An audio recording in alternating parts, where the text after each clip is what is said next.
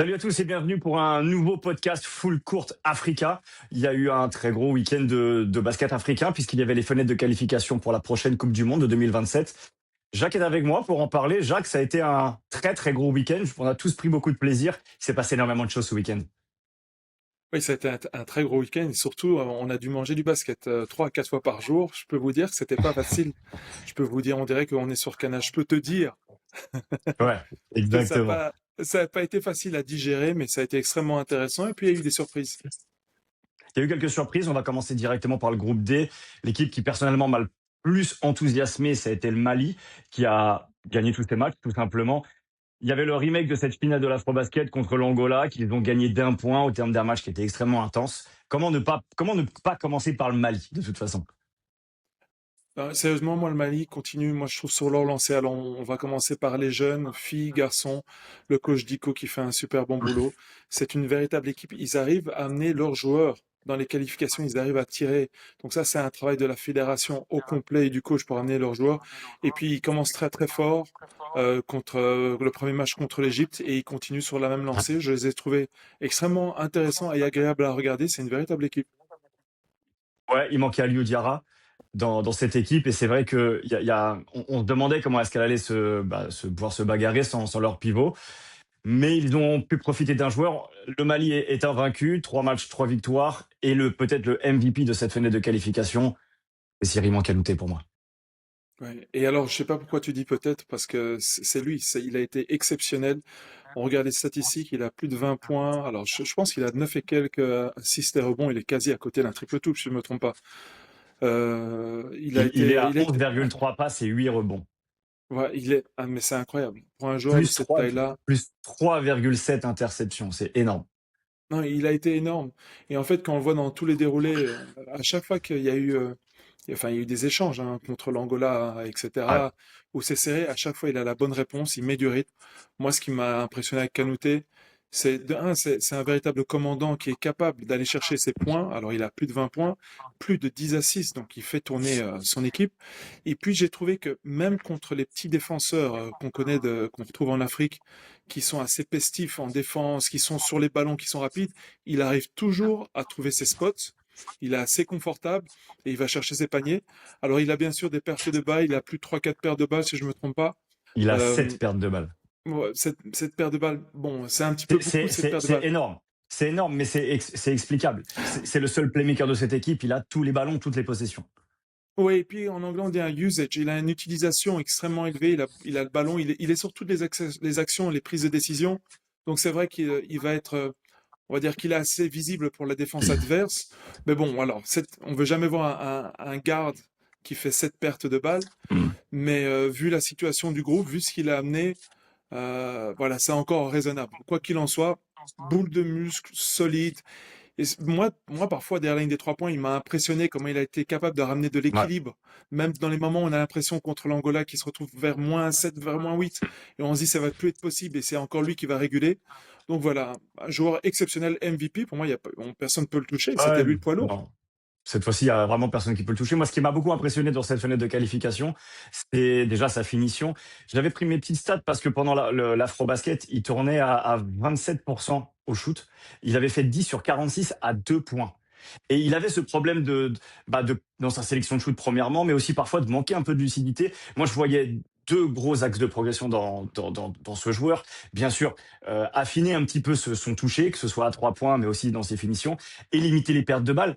Mais quand on a 11,3 passes décisives et qu'on a été clutch comme il a été, parce que dans la fin de match contre le Mali, il y a le shoot à 3 points de Mamad Koulibaly, c'est lui qui fait la passe décisive. Sur la remise en jeu, c'est lui qui détourne le ballon et qui crée l'interception. C'est Dundao qui touche le ballon, il récupère la balle et derrière, et c'est lui qui met le lay-up de la gagne en gros. Je sais plus si c'est un lay-up, si c'est un. Non, il y a le spin move et le petit Mhm. flotteur. Le petit C'est des toucher. actions. C'est des actions qui font gagner. Alors d'accord, les Angolais peuvent dire il y avait faute sur il y avait pas faute offensive sur la dernière action et on aurait peut-être dû gagner, mais ça change rien à ce qu'on pourrait dire sur Cyril Kanouté, qui a été vraiment le général sur le parquet. Il a que 24 ans, il est il est plus jeune, mais il a encore une vraie marge de progression. Et je trouve que des meneurs de cette qualité-là en Afrique, sur le continent, il y en a pas beaucoup. Et on l'a vu à l'Afrobasket, hein. Dès que l'Angola avait réussi à faire les prises à deux sur lui, à gérer son impact dans l'équipe, et ben la finale, on l'avait pas vu beaucoup exister. Moi, j'ai été très impressionné par son leadership aussi. Je sais pas ce que tu en penses. Non, tu as tout à fait raison, je suis d'accord avec toi. Écoute, dans les 5 dernières minutes, je me suis amusé un petit peu à regarder ce qu'il a réellement apporté. Il est quasi sur toutes les actions qui amènent Ouais. un panier. Il est ou bien lui-même en finition, ou bien il a l'assist vers le bon joueur. En tout cas, c'est lui qui prend toutes les prises, qui fait toutes les prises de décision. Il a été hyper important. Alors, entre guillemets, alors je sais pas le dire en portugais, mais il y avait bien une percée en force à la Mm. fin. Ouais, Euh, on est tous d'accord et là-dessus. puis, ouais. Et puis, il y a la petite finition. Moi, je trouve qu'elle a été incroyable. Alors, c'est vrai qu'au niveau de la constance, et c'est parfois là où certains joueurs doivent faire un effort, parce que là, on a eu, voilà, on l'a eu dans ses meilleurs jours, sur 3 jours d'affilée. On Ouais. l'a vu aussi parfois se débattre, où effectivement, la finition dans la raquette, ou quand il y a beaucoup de monde, est un peu plus difficile, etc. Mais voilà, et moi, je trouve qu'à chaque fois que je le vois jouer, j'ai un énorme plaisir. Je suis sûr que les Mm. Maliens, ou même juste le Bon, c'est public, les sûr. fans de basket, voilà, se marrent vraiment. Euh, c'est sur sa constance qu'il va pouvoir trouver son pic, surtout à une position qui est très très rare pour un joueur qui est né en Afrique, de jouer en Pro B ou de jouer en Pro A ou de jouer autre part.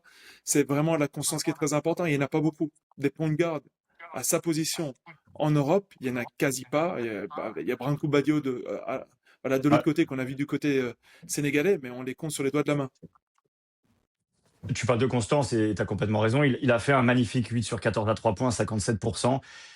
C'est sur 3 matchs. Je suis pas convaincu qu'il puisse tenir ça très longtemps. Sur l'Afrobasket, il était à 32,1 et je me suis intéressé à ses stats sur sa saison avec Orléans en Élite 2, en deuxième division en France. Il tourne à peu près à 33-34% et j'ai l'impression que c'est à peu près son niveau parce que bah, ce qu'il avait fait à l'Afrobasket, c'est ce qu'il avait également dans ses précédentes saisons en France. Mais c'est vrai que dans sa sélection de shoot, là, il a vraiment été impeccable. Après, c'est vrai que Siriman Kanouté a été très bon. Il y a aussi une génération de joueurs qui est énorme. Le Mali a ce luxe de pouvoir faire sortir du banc un joueur de la trempe d'Oumar Ballo. Je ne sais pas si on se rend compte, mais en Afrique, il n'y a pas beaucoup d'équipes qui ont un joueur comme Oumar Ballo qui sort du banc. C'est absolument dingue.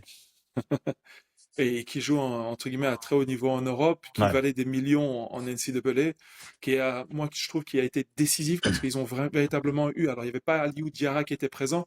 Aliou Diarra qui est plus une menace au-dessus de l'anneau, on peut un peu jeter le ballon où on veut. Avec Oumar Ballo, on passe ce ballon, il va prendre des décisions. J'ai trouvé excellent en finition à l'intérieur. Et il a été omniprésent enfin quasi sur tous les matchs, il a été omniprésent. Et puis moi ce que j'ai bien aimé, c'est tout ce qui était hand-off quand il était derrière la ligne des 3 points. Alors c'est pas un tireur à 3 points, mais je trouve qu'il a pris beaucoup de bonnes décisions, à accélérer, à trouver des joueurs ouverts. Il a été solide, il était en super condition physique, il a bien couru sur le terrain, il a gagné ses 1 contre 1 dans la raquette. C'est un gros morceau, c'est un gros bébé comme on en trouve parfois au Mali, hein, et ce sont vraiment des... Oui, oui. Il y a Landouré d'ailleurs, un joueur de l'académie NBA qui est aussi comme ça dans ce gabarit-là. Quand ça tourne bien, vous avez un poste 1 et un poste 5 qui tournent, c'est déjà la moitié de l'équipe qui fonctionne. Et puis, ce que j'aime bien avec Oumar Ballo, c'est qu'en plus, il est coachable parce qu'il sort du banc. C'était déjà le cas à l'Afrobasket. Je l'ai jamais vu bouder, je l'ai jamais vu être un petit peu grognon. C'est un garçon qui a l'air d'être parfaitement intégré dans l'effectif. C'est aussi la qualité du coach de faire ça, qui est un super gestionnaire au niveau des hommes. C'est un ancien militaire et on sent qu'il y a de la discipline, etc. C'est peut-être également, malheureusement, leur plafond de verre aussi, parce que je trouve que tactiquement, je le trouve un peu à côté de la plaque à la Djidico et c'est peut-être ce qui leur manquera, c'est ce qui leur a manqué en finale de l'Afrobasket. C'est ce qui a failli leur coûter le match contre l'Angola il y a 2 jours. C'est peut-être ce qui leur coûtera tu sais, la dernière petite accélération dans les grands matchs. Ils arriveront souvent à arriver dans le dernier carré. Est-ce qu'ils arriveront à battre les très grosses équipes? On verra par la suite. Mais c'est une génération complètement folle. Ils sont tous entre 2000 et 2003. Kanouté 2001, Koulibaly 2001, Ludiara pareil, les jumeaux Dramé c'est des 2000, ou Marbalo c'est un 2002. Ils ont 15 ans, 10 ans à dominer le basket africain là. Ouais, avec les jeunes qui sortent dehors. Alors, moi, ce que j'aime bien, c'est que je trouve qu'ils ont été sur une logique depuis quelques années. Il faut dire que le coach Dico est responsable des jeunes. Il fait un très très bon Ouais. boulot. Ils suivent, comme on dit, hein, ils suivent tout. Ils suivent leurs jeunes. Ça continue à monter. Encore une fois, quand on voit l'équipe, l'effectif qu'ils ont été capables de ramener, ça a été vraiment ce qu'il fallait pour ces qualifications. Ils se sont un 3-0. Alors oui, avec le temps, on se façonne. Donc le coach Dico va avoir le temps de se façonner avec ces gros matchs. Mais bon, quoi qu'il en soit, ils étaient en finale, entre guillemets, du championnat d'Afrique contre Pour la l'Angola. première fois. Pour la première fois de leur histoire. Exactement. Et là, sur le coup, ils battent l'Angola. Donc, il n'y a pas grand-chose à dire. C'est un coach qui est montant, qui a de Ouais. l'expérience et qui a su gagner le respect de ses joueurs. Même des joueurs comme Oumar Ballo, qui a bien voyagé en collège, qui a fait du très bon boulot, qui joue maintenant à très Et très haut qui jouait dans niveau. des gros programmes en plus. Parce Oui, bien qu'Arizona, sûr. Et moi, Indiana, c'est des gros programmes, hein. Arizona, moi je l'ai suivi un petit peu à Indiana parce que je vais parfois justement dans l'Indiana. Et ouais, ouais, ils sont vraiment parfaits. En tout cas, battre l'Égypte, bah, il n'y a pas grand-chose à dire. Et puis vous terminez sur des matchs contre l'Angola et on sentait qu'il y avait de la passion pendant ce match-là. Ouais. Aller le chercher sur un point, on était à -10, on était à +10. Ça a un petit peu été dans tous les sens. Mais quoi qu'il en soit, ils ont été chercher ce qu'il fallait et une grosse victoire. C'est la première fois que le Mali bat l'Angola dans son histoire. Donc tout ça, c'est pas anodin, et tout ça, c'est à mettre au crédit d'Aladji Diko, évidemment, et de cette génération dorée. Il y a une autre équipe qui a été invaincue dans cette fenêtre. C'est la Côte d'Ivoire qui a gagné son match d'ouverture contre le Sénégal. Un match qui était un petit peu particulier. Il manquait Branco Badio pour le Sénégal. Ça aurait pu tomber d'un côté, ça aurait pu tomber de l'autre. Finalement, ce sont les Ivoiriens, après être sortis en quart de finale d'un Afrobasket où ils avaient été un poil décevants, j'avais trouvé. Finalement, ils réagissent bien. Qu'est-ce que tu as pensé, toi, de cette Côte d'Ivoire-là? Bah écoute, moi j'ai dit, pour moi il y avait un gros match, c'était contre le Sénégal. Ça a été incroyable. Alors faut pas leur enlever. On sait que Branco Badio n'était pas présent. On sait qu'ils ont eu un pourcentage à 3 points qui a été quand même effarant pendant Ouais. quasi 2 quarts-temps. Face à un Sénégal qui lui a pris, si je me trompe pas, 27 minutes. Je crois que c'est au troisième quart-temps. Il restait 3 minutes de jeu quand ils mettent leurs premiers 3 points. Ouais, Donc, c'est mais Boissy qui quoi le qu'il met. en soit, l'intensité de la Côte d'Ivoire était présente lors de ce match-là. Leur physicalité était incroyable. Ça a été eux qui ont sauté à la gorge des Sénégalais. C'est la réalité du match. Quand on regarde le match, juste sur ça, les Ivoiriens ont un gros avantage. Et puis, ils vont quand même chercher ce match-là. Voilà, sur les terres sénégalaises, mérité de leur part. C'était le match à y prendre. Et ils ont été présents émotionnellement. Et vous savez, et quand on commence un match à ce niveau-là, parfois en fait les coachs se rendent compte du niveau émotionnel de leurs joueurs. Et on peut plus changer. Il faut Ouais. attendre la mi-temps. Il faut attendre la mi-temps parce qu'à la mi-temps, il n'y a pas de caméra, rien. On peut finalement parler comme on a envie de parler. On peut utiliser le vocabulaire qu'on peut. Ouais. Mais donc voilà, pendant 20 minutes, tu vas subir l'adversaire. Parce que l'adversaire est prêt, c'est exactement ce que les Ivoiriens ont proposé. Ils ont été gagnés le seul et unique gros match qui était important lors de cette conférence-là. Félicitations. Les Sénégalais, je crois, ont fortement appris, hein, le groupe après ce match-là, même si Ouais, Branco je Badio est pense. arrivé plus tard. Mais je crois qu'ils ont appris que, voilà, sur 10-15 minutes, le match pouvait se jouer. Et puis encore une fois, on regarde si les Sénégalais regardent la qualité des shots qu'ils ont pris et le pourcentage qu'ils ont eu. À mon avis, ils sont chauds pour un match retour. Et encore une fois, c'est toujours ce qu'on dit. Si on enlève Seriman Kanouté du Mali, c'est plus la même équipe non plus. Et c'est vrai que sans Branco, en plus de ça, moi, j'en ai beaucoup parlé l'année dernière. Moi, je préfère Boissy avec un vrai garde à côté de lui, un vrai playmaker à côté de lui. C'est vrai que la qualité de leur shoot n'était pas bonne. Ceci étant dit, il manquait Souleymane Diabaté pour les Ivoiriens aussi. Donc, l'un dans l'autre, moi, je suis totalement chaud pour le rematch qui aura lieu d'ailleurs début juillet normalement. Dans ce match-là, Assemion Moularé sortait du banc. Il a été ensuite intégré dans le 5 majeur et on a senti tout de suite son impact parce que ses statistiques elles sont bonnes. Euh, il est il a fait quoi? Il a fait presque 13 passes de moyenne, 13 points pardon de moyenne et 7 passes. Et on voit que ce garçon-là, on parlait tout à l'heure de la rareté des gardes de qualité. Lui aussi il joue en Élite 2, en deuxième division en France. C'est un super joueur. J'aime beaucoup Moularé et surtout, je trouve qu'il a vraiment une grosse marge de progression encore, notamment je dirais, dans sa compréhension des gros moments parfois, où il y a parfois, je le trouve presque trop discipliné.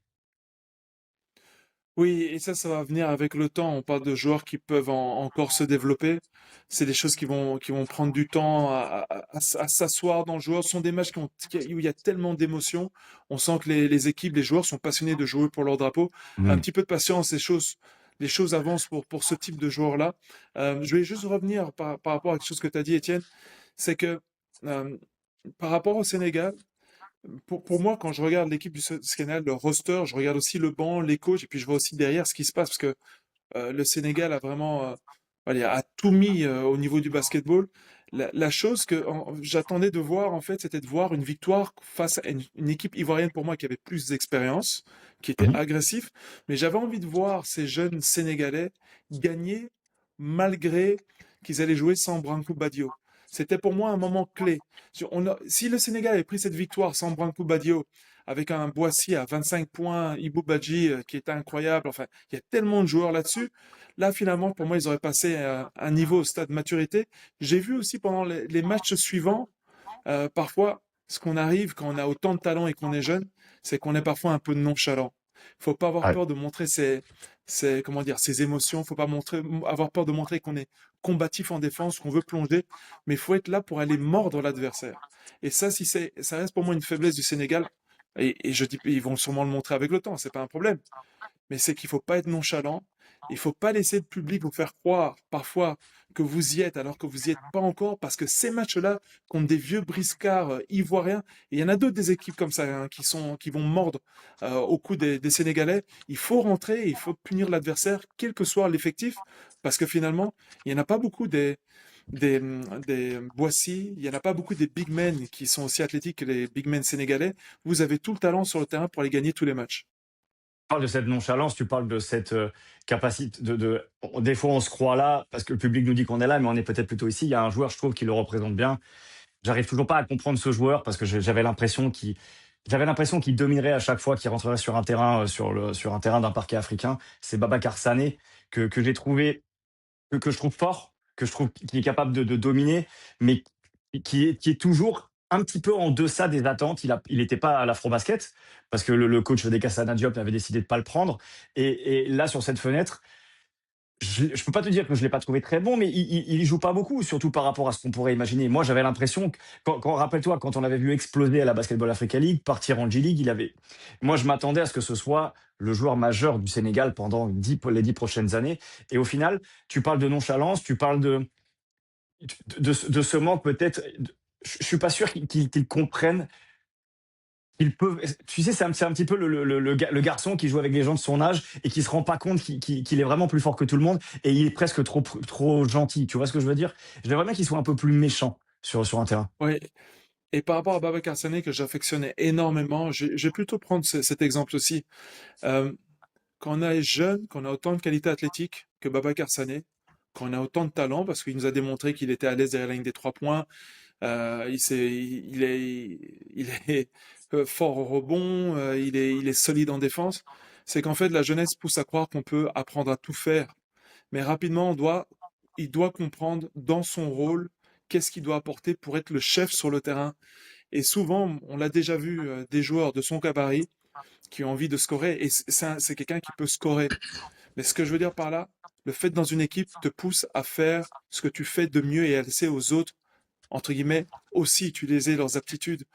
Beaucoup de joueurs sont fortement atteints. Alors, je vais pas dire qu'il écoute le public ni quoi que ce soit, mais on fait croire que c'est derrière la ligne des 3 points, que c'est dans certaines situations qu'on va véritablement te donner cette médaille. Mais moi, un Babacar Zané, avec la puissance qu'il a, il est polyvalent en défense. C'est un coureur de contre-attaque exceptionnel. C'est une menace au-dessus de l'anneau incroyable. Et c'est un défenseur.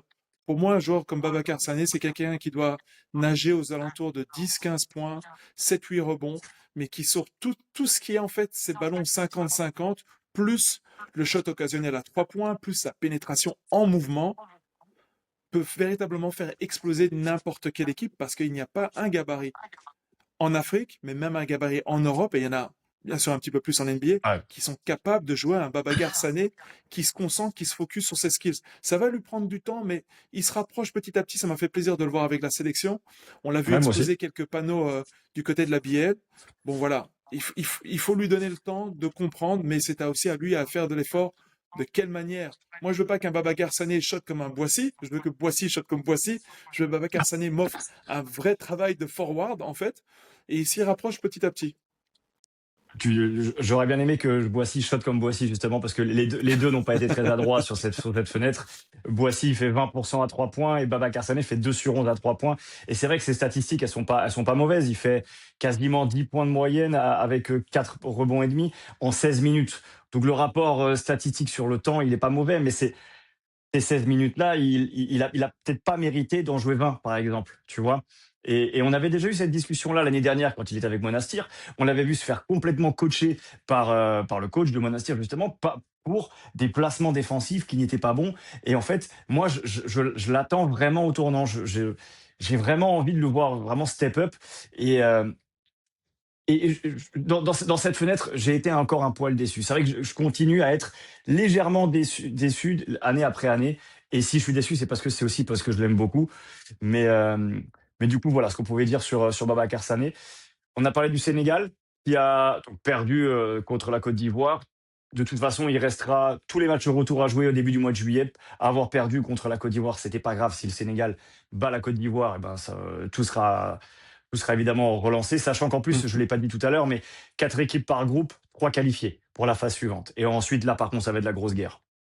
Est-ce qu'il y a une équipe, est-ce qu'il y a une nation dans cette fenêtre qui t'a un petit peu déçu ou où tu t'attendais peut-être un petit peu mieux, ou l'inverse, une équipe qui t'a surpris en bien? T'as une équipe dont on a envie de Alors, parler. alors il y a l'Égypte qui, pour moi, sort avec 2 défaites. Sur les 3, joue à la maison. Il y a plusieurs choses qui m'ont, alors quand je dis déçu, qui m'ont étonné. De un, à regarder les matchs, parce que j'ai pas pu me déplacer, c'est que je m'attendais à ce que la salle soit remplie.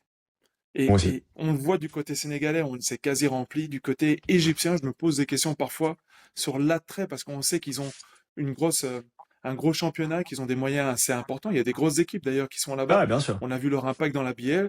Et tu vois, j'étais assez étonné de voir le public qui s'est présenté. Mais enfin bon, c'était peut-être, voilà, on va dire la petite goutte dans l'océan. Mais je trouve que l'Égypte, pour être honnête, on voit le basket qui évolue partout sur le continent. Alors l'Égypte a fait partie des pays comme l'Angola qui a dominé, mais quand je vois ce qu'ils offrent sur le terrain, je vois pas de forward dans leurs équipes. On a tous des joueurs d'en dessous de moins d'un mètre 95 qui ont le ballon en main, qui ont souvent besoin de jouer avec un avantage. Ça veut dire quoi? Passe, passe, passe. Il y a un avantage qui s'est créé sur des close-outs, et puis le dernier il peut ou bien marquer le shot à 3 points, ou bien pénétrer, mais en ligne droite. Rien d'incroyable. Ouais. Que ce soit les niveaux athlétiques, que ce soit au niveau technique, je vois pas des joueurs qui vont commencer. Des Jean-Jacques Boissy, il n'y en a pas en Égypte, Non. véritablement. Je veux dire qu'ils peuvent. Il n'y a pas de Babacar Sania, ben voilà, déjà 2 noms. Il n'y a pas. Il Alors, manquait, il et manquait leur. quand même un joueur. Il manquait un joueur très important, tu sais, leur petit arrière-shooter que j'adore avec tous les tatouages, là, Tara Mohamed, qui a grandi aux États-Unis d'ailleurs, qui est un joueur un petit peu différent dans le paysage, mais c'est le seul qui est un petit peu comme ça. Moi, Oui, je suis c'est d'accord, mais que ce soit au niveau physique, ils sont dépassés. Il y a parfois même des vrai. gabarits qui m'ont même pas l'air d'être physiquement prêts, fit, comme on dit en anglais. Au niveau physique, on se pose des On questions. donnera pas de Ce que nom. ces gars, On va pas donner de nom. non, ce que les gars ont mangé. Et je dis ça parce qu'on joue pour l'équipe nationale, on est des pros, donc c'est important. Et puis on y a la position de 4-5. Alors il y avait Gardner qui est capable de mettre son tir à 3 points, mais il n'y a pas de production offensive. Et je trouve que il y a quelque chose qui se passe dans le basketball égyptien. D'accord, ils ont toujours les moyens, etc. Mais ils développent dans leur cercle un petit peu fermé, dans leur championnat un petit peu fermé, un basketball qui date d'hier. Et je trouve ça sent de plus en plus sur le terrain. Cette Égypte qui faisait peur à tout le monde parce qu'elle était plus organisée, etc. L'organisation n'est pas suffisante parce que ils n'ont pas l'effectif, ils n'ont pas la taille, la puissance physique. Et puis quand on passe au niveau individuel, et encore une fois, c'est ce que je vois pour l'instant, c'est qu'ils n'ont pas les joueurs qui ont les aptitudes. Un Jean-Jacques Boissy sur 3 ans, on l'a vu se développer. Alors on pourrait aller bien plus loin que Jean-Jacques Boissy. Il y en a encore d'autres, des joueurs comme cela. Et puis, combien de fois est-ce qu'on voit de joueurs égyptiens jouer dans des championnats européens? On regarde les Sénégalais, ils se retrouvent en Afrique, ils se retrouvent en Europe, et ils se retrouvent aux États-Unis. Quand on ramène ces joueurs-là, c'est d'une puissance incroyable. Le Mali, c'est la même chose. Euh, et ces équipes comme l'Égypte, eh ben, ils commencent à avoir difficile. Heureusement que l'Angola va aller chercher, voilà, ses fers de lance au Real Madrid, etc. Ouais. Donc ça, c'est une bonne chose. Mais pour moi, les Égyptiens, ils sont en train de couler. Il y a une philosophie dans leur championnat qui est à revoir. La position 1-5, enfin, qui est très importante, c'est une chose, mais il faut avoir des joueurs qui font 2 m 2, 2 m 3, 2 m 4, qui sont capables de tirer à 3 points, qui sont capables de créer, qui sont capables d'amener en défense, parce que sinon, vous allez vous retrouver derrière, et c'est ce qui se passe pour l'instant avec l'Égypte. C'est vrai que c'est paradoxal parce qu'ils sont très forts à la Basketball Africa League et que ce soit Zamalek, Al Ahly, même Al Ittihad l'année dernière, c'est vrai que c'est toujours ces équipes-là qu'on se dit, mais quand ils vont arriver à l'Afrobasket avec tant de joueurs, parce que si tu regardes bien poste par poste, ils ont du monde. Ils ont sur leur banc des joueurs qui jouent dans des très grosses équipes, mais c'est vrai que on n'attend pas grand-chose pour autant de cette sélection. Ils étaient dans le groupe du Mali et de l'Angola et de l'Ouganda. Ils terminent troisième. Est-ce que sincèrement t'es déçu? Pour moi, j'ai trouvé à leur place, hein. Oui, bah, ça aurait pu aller. Bon, parfois dans des matchs pareils, et tout ce qu'il faut, c'est un bon match pour aller chercher la victoire. Ils ont perdu Voilà, mais ça, je vois ce que tu veux dire par rapport aux attentes. Alors, la situation de la billet est différente parce que c'est les clubs qui amènent des moyens. Ouais. Et pour être honnête, l'argent fait la différence. Les moyens financiers, le Ah, budget que ça. vous êtes capable d'aller chercher, surtout sur un mois, 2 mois, plus ils ont aussi le confort de pouvoir dire à un joueur, tu passes une partie de la saison avec nous, ça veut dire que tu es drillé au sein de l'équipe et puis tu peux jouer. Alors que beaucoup d'équipes d'Afrique africaines n'ont pas ce luxe et se battent et font des bons résultats en BL.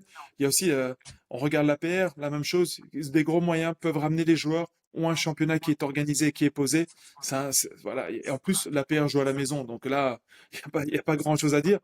Mais bon, voilà, les Égyptiens, pour moi, quelque chose à revoir. Il y a une manière, il y a une philosophie. Ils laissent pas beaucoup de joueurs égyptiens partir à l'étranger parce qu'ils veulent garder. Je comprends bien.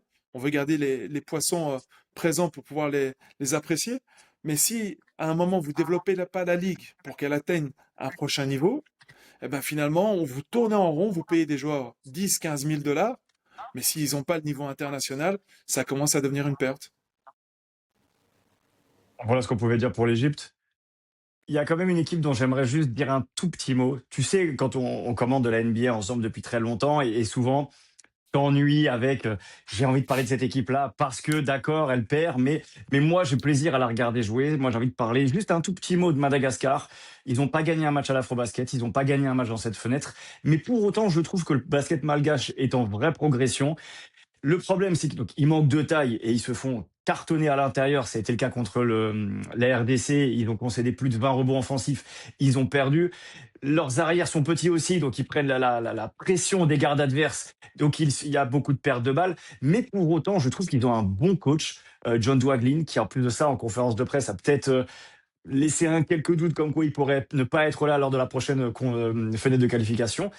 Je ne sais pas ce que tu penses de Madagascar, mais moi, tu, tu sais, on dit toujours, si une équipe qui gagne pas, faut pas en parler parce que, eh ben, elle perd. Donc en fait, ce qu'elle fait, c'est pas bien. Mais je trouve que c'est ne pas rendre crédit au travail qui sont faits dans les fédérations. Et je trouve que Madagascar, qui certes n'a pas gagné un match depuis très longtemps, fait de bonnes choses. Et moi, ça me fait de la peine pour les joueurs. Ils ont des très bons joueurs. Sitraka est un bon joueur et Mathias Madi est un très bon joueur. Je trouve qu'ils n'ont pas les résultats à la hauteur du travail qui est fait depuis quelques semaines, je trouve, et quelques mois. Oui, même plus que quelques mois. Et il y a toujours, alors moi, ça fait quelques années que je rêve d'aller passer par Madagascar pour me rendre compte de ce qui se passe. Il y a une véritable révolution basket. Ça a commencé par le 3 contre 3 sur lequel ils se sont Mm. concentrés et la fédération fait un boulot extraordinaire. C'est vrai qu'en 5 contre 5, parce que la réalité du basket, c'est qu'il faut aller chercher des athlètes qui sont capables justement d'avoir une présence dans ce sport-là. Et c'est vrai qu'ils sont difficiles. Par contre, il y a toujours un plaisir de les regarder au niveau de organisationnel, du style de jeu, etc. Alors, contre euh, la RDC, que j'ai regardé en direct, parce que bon, voilà, on sait que j'affectionne particulièrement la RDC, Ouais. ben c'est vrai qu'à un moment, malgré tout, ils reviennent un petit peu dans le match par de bonnes décisions, etc. Mais quoi qu'il en soit, quand on se ramasse 20 rebonds offensifs, quand il manque quelques centimètres à chaque position, c'est un petit peu compliqué. Par contre, je crois pas qu'ils sont déçus parce qu'il y a quelque chose par rapport à Madagascar, c'est ils ont toujours un sens de la réalité. Je trouve qu'ils ont su construire en prenant en considération leurs capacités. Ils sont très raisonnables dans ce qu'ils veulent atteindre. Ils doivent continuer. Ils doivent, pour moi, passer sur un basketball sur 40 minutes, presque tout terrain, des double teams. Ça doit être un match de catch pour eux, finalement, où ils sont à 2 contre 1 à chaque fois s'ils veulent justement ne pas se laisser dépasser par la différence de taille. Aux États-Unis, qu'on soit en high school, en collège, il y a plein d'équipes comme ça qui ont été undersized, qui ont aussi trouvé une philosophie pour aller dominer. Je pense qu'ils doivent aller piocher là-dedans et encore se parfaire. Mais ça va arriver parce que quand on est aussi organisé et qu'on a autant de passion pour le basket, eh ben c'est qu'une question de temps. Voilà ce qu'on pouvait dire en tout cas pour Madagascar. La prochaine fenêtre, si je dis pas de bêtises, et je vais vérifier comme ça, j'en dirai pas, aura lieu le 2, 3 et 5 juillet. C'est vrai que ça aussi, le calendrier, on pourrait en parler aussi. Ils font 3 matchs en 4 jours, un back-to-back. Les joueurs n'ont pas trop l'habitude. J'ai un petit peu du mal à comprendre comment ça se fait qu'on inflige ça aux joueurs, mais bon, bref, on en parlera un autre jour. Est-ce qu'il y a autre chose dont tu aimerais parler? Je crois qu'on a été complet. Non, je pense qu'on a été complet. Félicitations aux équipes qui nous ont donné un très très bon basket. Encore une fois, le Mali qui en sort victorieux 3-0, Côte d'Ivoire, incroyable avec beaucoup de caractère. On a hâte de voir la prochaine fenêtre. Et puis moi, j'ai hâte de voir tous ces joueurs à la BL parce que voilà, Ouais. l'histoire continue. On a la BL qui va commencer dans pas longtemps et je crois que ça va être assez croustillant. Et ça sera le mot de la fin, ça sera très croustillant. Merci Jacques d'avoir été avec moi, puis on vous dit à tous. Ciao, bye bye.